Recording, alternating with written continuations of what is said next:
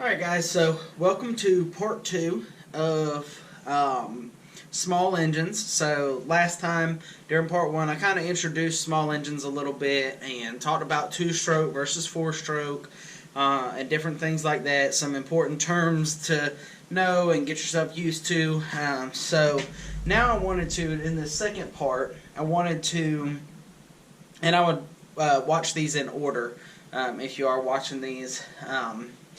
But part 2, I want to talk about different tools that I use or that you'll need, and then also wanted to go ahead and start IDing some parts, just some basic parts, as we jump in to talk about.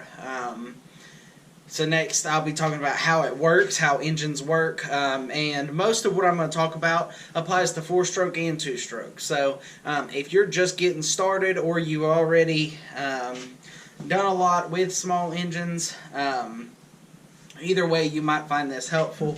I know a lot of you guys do some auto work, so a lot of these tools you'll already be very familiar with. Actually, take that back, you all have learned these tools, so you better know them, most of them, and some of them will be new, but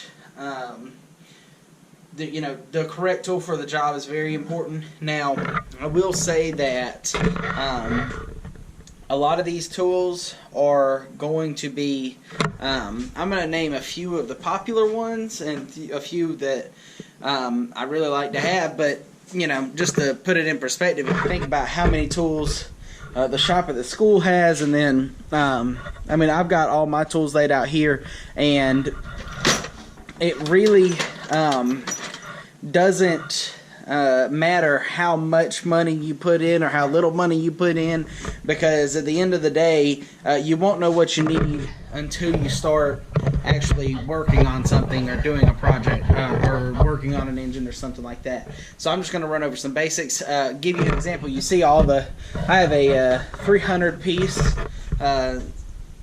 socket and socket wrench set with extensions and universal bits and all that. I've got a ton of combination wrenches here, and then a bunch from my granddaddy, and even with all of this, I had to go out and buy a $5 socket to my lawnmower because it was the one of the sizes that I just didn't have. So I still had to go out and get a socket for my lawnmower, even though I had all these things. So what I'm saying is, you're never going to have every tool that you need. Just get a good set to start you out, and then as you need things, then you'll be able to purchase things. And that's just a rule of thumb for when you become an adult, or if you have tools now. I started buying tools when I was in high school, but if you don't have the funds to buy tools, then ask them from your parents for your birthday or something, or just wait until you actually get a job. But let's talk about some of the tools that I have laid out here. So you're going to want to start out, you got to have your basics, okay? You got to have a pair of pliers and a bunch of different size flathead and Phillips screwdrivers and torque bit screwdrivers. You got to have a bunch of different ones of those. You've got a bunch here, and I've got a bunch of screwdrivers and stuff here. So several different size screwdrivers is very important. And then, I've laid out a few of my favorites here. This one right here is a pair of pliers that's not cutters, or they have cutters at the back, but I like these primarily for just grabbing hold of different bolts and things like that I can need, or the best thing that they're used for is the gasoline clamps that hold gas hoses and oil hoses. They're great for removing those clamps. Another favorite is really long needle nose pliers. Engines have a lot of parts, especially the bigger they get, a lot of parts that are hard to reach. You're gonna definitely need a mechanic's tool set. Okay, that means that you've got a ratchet, sets of sockets, and combination wrenches. Okay, that is a must. You're gonna need that, especially going to need, if you look right here. So this, all these cases that you see was a set that I bought, a Cobalt set. It was a expensive set, but really nice. Had a bunch of different pieces to it that I needed, and it really has gotten me where I need to be, to where I just need to buy specialty things now and then. A 5/8 and a 13/16 spark plug socket. You're definitely going to need those. Spark plug sockets have rubber. You can't see that, but they have rubber down in the bottom of them. So spark plug sockets are a must. Combination wrenches, meaning that you've got your closed end and your open end on both sides. And you're going to need a lot of sizes of those. I've got a bunch here. So you're going to need a lot of sizes. Of course, the adjustable wrench, the monkey wrench, is going to be a huge fan. And by all means, you don't have to buy all of these. However, if you have the means to do so, it actually is a really good thing to invest in. Sorry, I just saw a part that I didn't even know I had. So likewise, I've got an extension bit right here. It's actually got a socket on the end of it. But I've got an extension bit here, a 3/8 drive. My combination wrenches are here. I would encourage you, if you can, buy a regular size socket, but also get some deep sockets. Some deep sockets are going to be very beneficial for you as well. Your normal stuff, wire brush, I would definitely keep a wire brush on hand. Channel locks are great for varying sizes. You don't ever know what you're going to get into, okay? A lot of foreign companies make these engines, and so you don't ever know what sizes you're going to get into and things like that. So it's always a great thing to have a bunch of everything, because eventually you will need it, or find yourself in a spot where you need it. So keep that in mind. Some other specialty tools that are used with engines specifically, I've set aside. So these are things that you don't have to purchase, but the more you work on some of these small engines, the more you're going to need these specialty tools. Okay, so a feeler gauge. Now this is a feeler gauge, and it's those tiny little sizes that are almost impossible to measure are super important when it comes to engines, okay? Especially talking about like this engine right here, this Honda has valves in it, and we'll get into that a little bit later when we talk about how it works, but the valves in here have specific measurements, and these feeler gauges gap that measurement. They measure it for you, okay? Likewise, got two different spark plug gauges right here.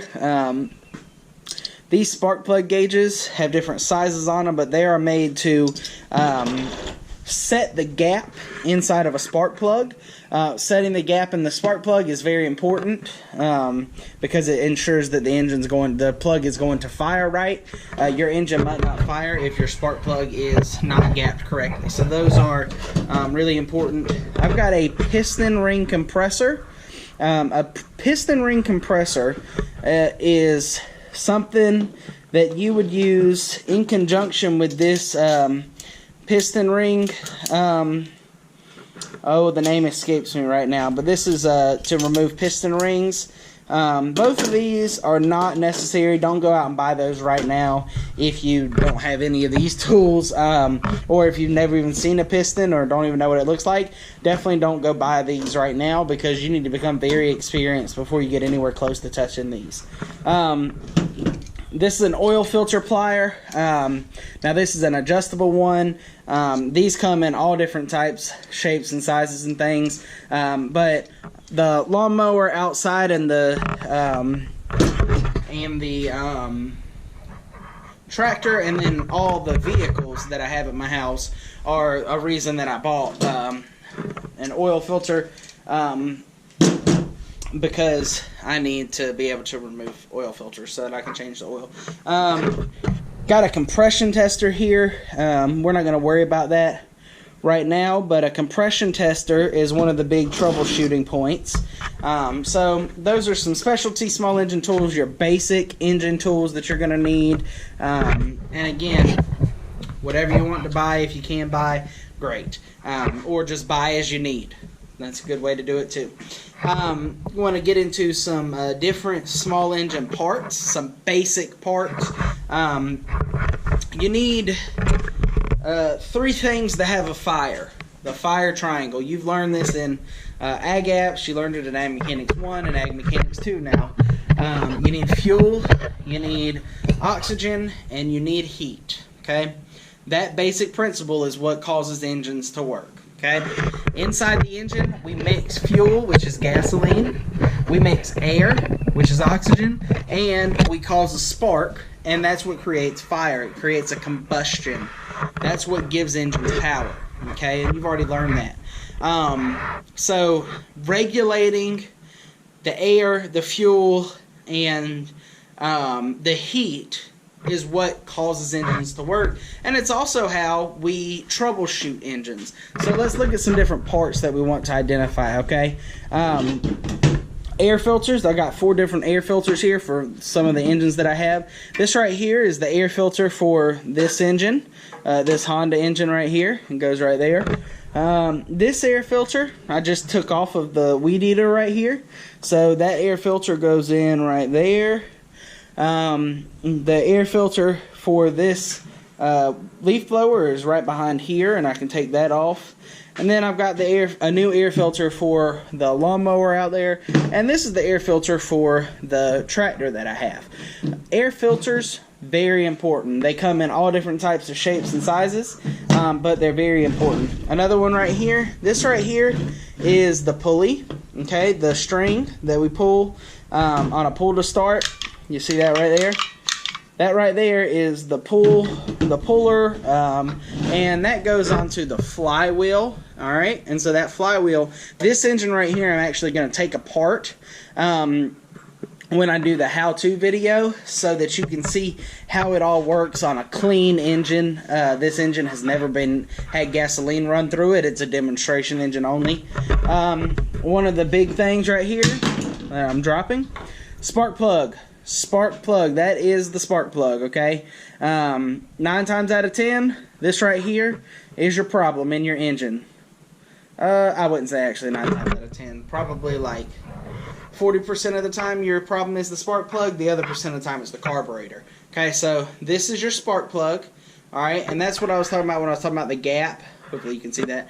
The gap in the spark plug is what creates the resistance in there, and that's what causes the spark. And then the most likely culprit, 9 times out of 10, this is your problem. I misspoke a second ago. 9 times out of 10, this bad boy right here is your problem. This is a carburetor for a small engine. And I will make a whole video on carburetors because they are complicated, simple little contraptions that are attached to pretty much all small engines. 4-stroke or 2-stroke, doesn't matter. If it is, well, I guess it does matter. Almost all small engines you can define as if it has a carburetor or not. Vehicles, cars, trucks, they're not going to have carburetors in them past 1985. Older vehicles, trucks especially, have carburetors in them. Okay, my neighbor, my cousin, he just sold a 1971 F-150, and it had a carburetor in them, and it actually had to be replaced. It was an old carburetor. It really needed to be replaced, but that carburetor causes a lot of problems. So we'll talk about carburetors when I make that video, but by and large, and I didn't mention this in the first video, but by and large, small engines have carburetors in them, okay?